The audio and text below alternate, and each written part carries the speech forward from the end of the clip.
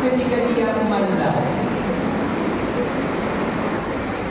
mau tujuannya, kalau ceritanya mitologinya Napuran itu atau dead body adalah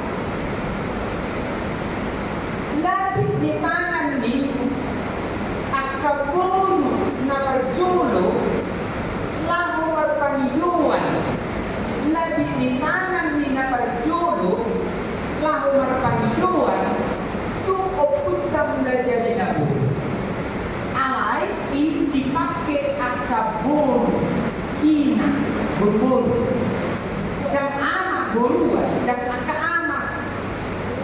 Jadi najulu napurani iman lebih di tangan yang kaina lau masoba jalan pemilu. Ada kalau senari lebih dari pulau itu dalam napurani dan di askaina lau makobur menggosip.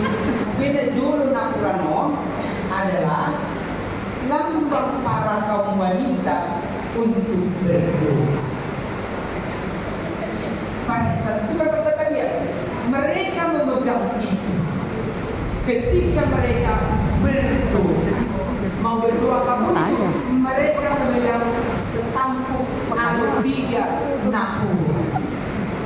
Nah setelah itu dipakai untuk berdoa, kemudian itulah yang dia nikmati marnapuran.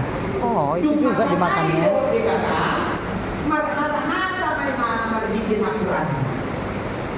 Dan kata-katain marhata setelah dia berdoa memakai daun sirih, lalu yang dia dapat di tangan nodo, gawe dipakai mana, diangkat di mana, lalu marhata apa yang dia terima dari Tuhan, apa yang dia dengar dari Tuhan, sampai mana kurang kok mengalir kemana, harus kata bagaimana dengan roh. Jadi pun dileni, oke, mengalami degradasi dia, bukan penurunan ya, tetapi mengalami nilai umum dia bahwa dipakai alat batak masa Episodarion Napurani. Tetap poin yang pertama, lebih di tangan marsoba tubuh lembaran, marsoba tubuh lama, jalan menido sesuatu.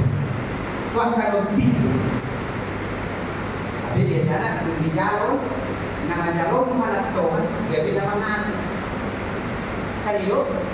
Jadi nama napuran ase mana mata pagpaliduan ma aw ulang yung salna bisa nakok mana burat berkot ya mo jadi marhan sama ulang pulau